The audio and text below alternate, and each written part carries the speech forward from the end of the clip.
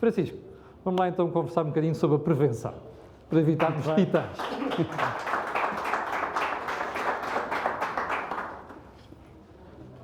Bom, muito boa tarde a todos.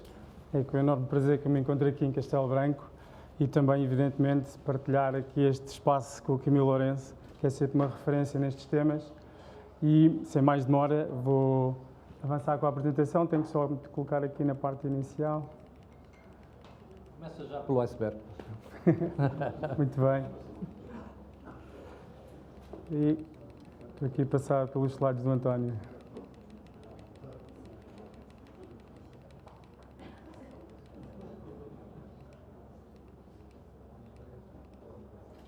Muito bem. Ok, avançando e vou já para a teoria do iceberg, de facto, mas queria só dar aqui uma nota. Para nós é extremamente importante, a nossa AGAs, de facto promover, como há pouco o Gustavo dizia, promover esta cultura, no fundo, esta iniciativa da sustentabilidade e da prevenção. Para nós, cada vez mais, temos a certeza que, enquanto seguradora, temos de ter um papel ativo na sociedade para, de facto, ajudar a prevenir. E isso faz parte dos nossos planos, faz parte da nossa estratégia e é isso que vamos promover junto de cada região e estes fóruns têm-nos ajudado a chegar a esses pontos. Existe uma série de riscos inerentes à atividade quando abrimos as portas e quando as empresas começam a atuar. Estes são um conjunto deles, sejam ao nível das pessoas, sejam riscos ao nível do património, ao nível da componente financeira, da componente operacional, mas verdade seja dita de que nós acabamos por nos recordar de tudo isto que vamos falar quando temos este momento, que nós chamamos dentro das seguradoras o momento da verdade, que é quando existe de facto um sinistro. E aqui é importante reter isto, que é a teoria do iceberg. É que nós temos os custos diretos e os custos indiretos. Aqui podemos ver que os custos diretos são aqueles custos que nós chamamos que são transferíveis para a seguradora. Isto é, eu tenho um seguro e consigo recuperar parte dessa situação e, portanto, eu digo que são transferíveis para eles porque sou ressarcido de alguma forma. Havia uma pessoa que não sabia disto, era o capitão do Titanic. Exatamente. É verdade. Ter isto sempre presente. E depois existem, de facto, os custos indiretos. São aqueles custos que, independentemente daquilo que subscreveram, eles não vão ser abrangidos. Okay? E o que nós vimos aqui, e já vamos dar exemplos concretos, é que estes custos indiretos valem mais 4 vezes do que os custos diretos. Portanto, quando nós estamos a falar em sinistros, estamos a falar em frequência, estamos a falar em gravidade, mas depois estamos a falar também de consequências. E aqui é importante referir isto e refletir sobre isto. O que é que nós estamos a dizer em termos práticos? O que é que nós estamos a dizer em termos práticos? Quando nós olhamos para riscos diretos, nós, por exemplo, podemos falar em riscos ligados ao património, que é, por exemplo, quando temos um incêndio, temos as paredes da fábrica, quando temos a questão com os danos com o ambiente. Quando estamos a falar de pessoas, nós estamos a falar quando o sinistrado tem uma lesão, por exemplo, e tem direito às despesas médicas, à componente do salário, enfim, todo esse tipo de despesas, a rede de hospitais, privada, etc. Mas quando falamos em custos indiretos, vou-vos dar aqui um pequeno exemplo. Nós temos um tecido em Portugal, um tecido empresarial de pequenas e médias empresas, onde as pessoas, de facto, fazem a diferença nas nossas organizações, nas vossas empresas. Quando nós estamos a falar que tivemos um sinistro, seja ele de alguma gravidade com uma ou mais pessoas, mas que são pessoas diferenciadas no seu local de trabalho, eu consigo, através da seguradora, ter o valor do salário, mas o know-how, aquilo que aquela pessoa, de facto, acrescenta todos os dias de forma inegável e que não vou conseguir substituir, isto é um problema. Eu almocei, no almoço tive o prazer de estar com alguns empresários, tive o prazer de estar com 2 senhoras na minha mesa que fazem, espero não me enganar, ligado ao setor da joalharia, mas fazem um trabalho de precisão, ok? E, portanto, estar a substituir trabalhadores nessa dimensão é muito difícil. O tempo que demora. E depois não esqueçamos disto. E mais grave do que isso, pensem só neste pormenor. Vocês têm uma ordem de compra da vossa empresa. Isso. Por uma empresa lá fora. Há um azar qualquer, a máquina avaria-se ou esse trabalhador especializado tem uma lesão. Perdem um cliente. Porque hoje em dia no mundo há tanta gente a fazer aquilo e a fazer bem, que o sourcing é internet, não é? Não é antigamente, olha, tu conheces algum gajo no mercado alemão, com quem eu posso ir buscar para resolver isto? Não. Agora, o sourcing é internet. A pessoa vai fazer uma pesquisa, descobre um fornecedor lá fora e a pessoa já perdeu a oportunidade. Com outra consequência. É que às vezes, quando se perdem estas oportunidades, perde-se depois do cliente para sempre. Só para complementar o que o Francisco estava a dizer. Exatamente. E depois recuperar esse cliente, muitas das vezes já não temos de facto essa hipótese. E portanto, esta dimensão é para mim a dimensão mais relevante desta equação. Outra dimensão também aqui importante, e nós trazemos sempre este ecossistema relacionado com os sinistros, falamos de empresas, falamos do sinistrado, falamos da seguradora, mas há a componente da família. E eu mesmo, antes destas funções que tenho, tive 7 anos como diretor de sinistros e tive, de facto, muito contacto com esta dimensão e as dinâmicas que se perdem muitas vezes em família, as relações, as dificuldades até pessoais que depois acarretam, sobretudo em sinistros graves, é algo que nos deve também ajudar a refletir que se eu prevenir, estou não só a atuar dentro da minha casa, chamamos assim empresa, mas também estou a atuar na casa das famílias e isso também é um fator que deve ser bastante relevante. E isto ajuda a repensar a função e a forma como nós olhamos para os seguros, não é? Porque antigamente era sempre a questão da compensação. Ora, não é. O que é fundamental aqui é o aconselhamento. E o aconselhamento é aquilo que obriga uma empresa e uma seguradora a trabalharem muito próximo, não é? Muito próximos, que é, eles são as pessoas que no dia-a-dia conhecem o nosso negócio, não é apenas conhecerem a nós, mas porque depois são uma série de empresas no mesmo setor e eles já conhecem os riscos típicos do setor. E quando estão a falar connosco, podem dizer assim, atenção, olha, aqui nesta área, tipicamente acontecem estas coisas. Posso dar um exemplo? Claro.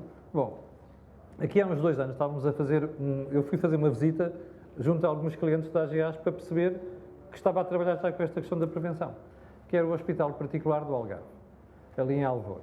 E estava a conversar com a diretora de Recursos Humanos e ela dizia, sabe que aqui há 2 anos tínhamos uma taxa de absentismo muito elevada. Então e agora? Agora já não temos. Então porquê? Porque, olha, havia um setor específico onde nós tínhamos problemas aqui no hospital, que era as pessoas caíam e aleijavam-se, partiam o pulso, aleijavam o cotovelo e não sei quantos iam para casa. Imaginem o que é isto no hospital com um profissional especializado. O que é que aconteceu? Quando chamaram a AGAs, foram fazer uma auditoria e descobriram que havia uma zona mal concebida, do ponto de vista de construção e engenharia civil, onde os funcionários purgavam sempre. E volta e meia batiam com o braço no chão. Reparem, foi só corrigir aquilo e a taxa de absentismo, por causa deste problema, baixou drasticamente. Um bom exemplo de como é que a história da prevenção aqui é relevante para o negócio da empresa. Mas é um negócio mesmo, faz diferença na margem. Verdade, e só aproveitando aquilo que estás a dizer, nós estamos a ver esta dimensão do colaborador, com o exemplo que deste muito bem, mas há também a visão do cliente. E este tipo de exemplo também que as pessoas caem, por exemplo, no setor do turismo, cada vez mais nós temos clientes estrangeiros a virem para Portugal, nomeadamente americanos, que sabemos bem o que é que eles funcionam em termos de responsabilidade civil e que, quando caem, vos garanto que vão atrás de determinado tipo de coisa. E isso nós temos de ter também a noção que temos de ter temos de ter também essa visão proativa. Em termos deste slide, só dar aqui também uma visão engraçada, que é, aqui nós conseguimos ver então a necessidade da prevenção, o que é positivo e negativo. Obviamente, se nós prevenirmos com as vantagens todas que já foram aqui referidas, quer também na confiança dos investidores, o próprio valor da marca, mas há aqui uma dimensão da motivação e do compromisso com os trabalhadores que eu também queria dar aqui uma referência. Eu tenho ido, evidentemente, junto de várias empresas e há uma coisa muito engraçada que eu costumo verificar em algumas delas, que é, e vocês também já devem ter visto, que é aqueles cartazes que dizem nós não temos sinistros há mais de X dias.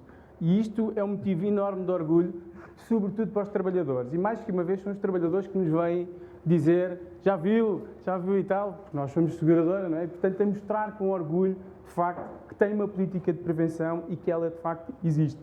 E isto é relevante quando nós ouvimos cada vez mais pessoas como o Camilo e outras pessoas de referência no setor da economia e dos recursos humanos e de outras áreas a dizer que as novas gerações funcionam cada vez mais preocupadas na sustentabilidade, as suas escolhas são mais derivadas pelos propósitos. Portanto, as nossas empresas têm que ter consciência que se queremos reter capital humano de valor, não basta só o salário, é preciso todas estas componentes que estão aqui inseridas. Okay? Por fim, nesta dimensão, dizer que a própria Agência Europeia para a Segurança e Saúde do Trabalho refere em números de que em cada euro investido há um retorno de 2,20 euros. Ok? Ouviram bem? Cada euro investido aqui na prevenção tem um retorno de 2. Ponto 2.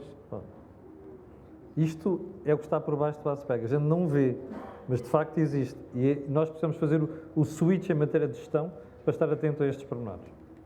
Então, o que é que podemos fazer e como é que, de certa forma, também a AGAs apresenta também como a própria, no fundo, atividade que quer estar presente junto das empresas? Que é, nós temos, de facto, um gabinete de prevenção e análise de risco, nós chamamos-lhe o PAR.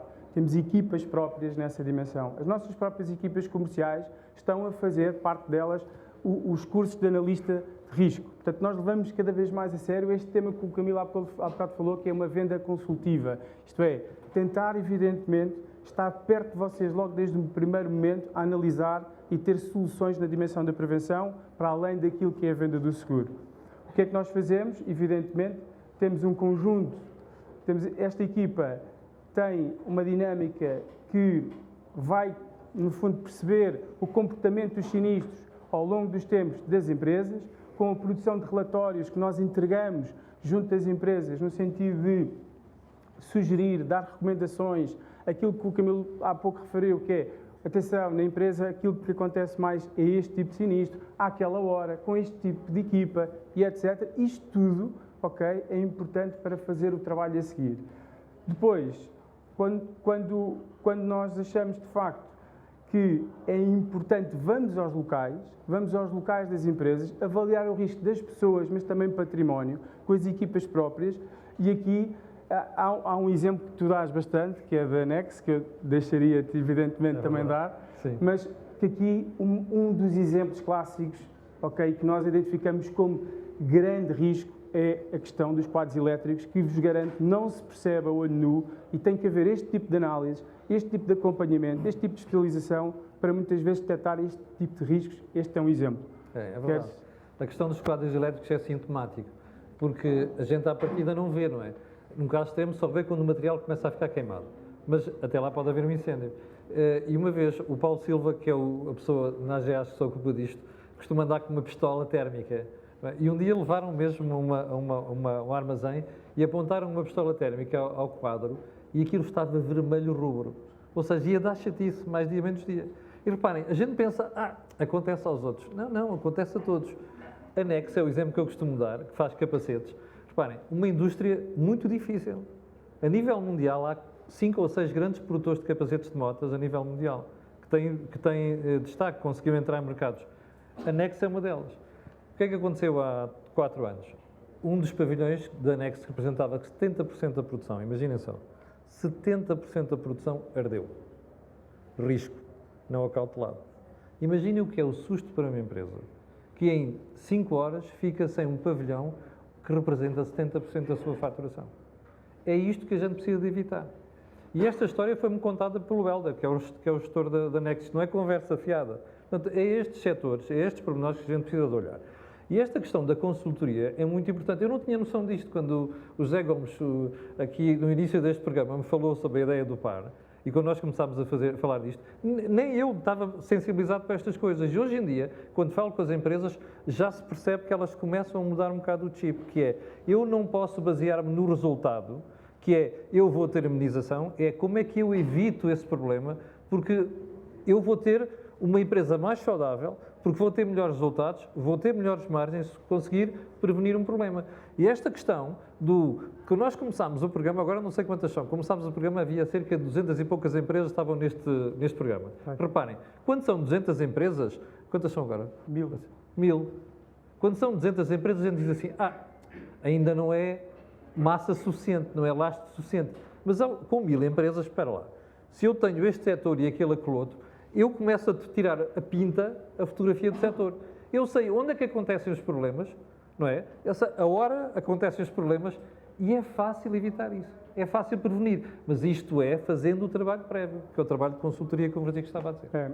E aqui são, de facto, alguns números importantes que nos ajudam a perceber. Nós seguimos neste programa cerca de 1000 empresas, ok? Produzimos mais de 4.500 relatórios ao longo destes últimos 3 anos. Fizemos mais de 500 intervenções presenciais e, evidentemente, gerámos com estes relatórios uma série de recomendações. dizer aqui uma questão importante, que é, a maioria das recomendações até são coisas simples. Não é necessário um grande investimento. É preciso, a grande dificuldade é a identificação das situações. Ok? Por outro lado, dizer-vos que este nosso envolvimento é de forma gratuita para clientes e não clientes. E, portanto, é importante que entendam que nós queremos, de facto, ter aqui um papel ativo no tema da prevenção e, por isso, podem chegar até nós de forma gratuita. Nós, evidentemente, iremos, sim. Agora falta o resto. Ninguém na assistência se pronuncia. Esta é a primeira vantagem que o Francisco acabou de dizer, que é gratuito. A segunda é... Epá, desculpem lá. Se vocês fizeram uma editoria e se o risco for menor, isto significa o quê? Epá! Exatamente. Não, é exatamente isso. Isto depois tem impactos em toda a frente e, portanto, por exemplo, os resultados daqui demonstram que houve uma redução de cerca de 20% do absentismo e isto depois traduz-se, evidentemente, na vossa empresa, na questão, evidentemente, de baixar a sinistralidade e ter impactos, evidentemente, ao nível dos prémios. Portanto, há claramente aqui vantagens sobre este tema. Portanto, o nosso apelo é que apostem na prevenção, mas sabendo de antemão que às vezes é difícil ter know-how sobre as matérias, nós estamos disponíveis, queremos ser os vossos parceiros, venham ter connosco, que nós, evidentemente, ajudaremos a ter esta política também no vosso dia-a-dia. Obrigado, Francisco. Obrigado, João.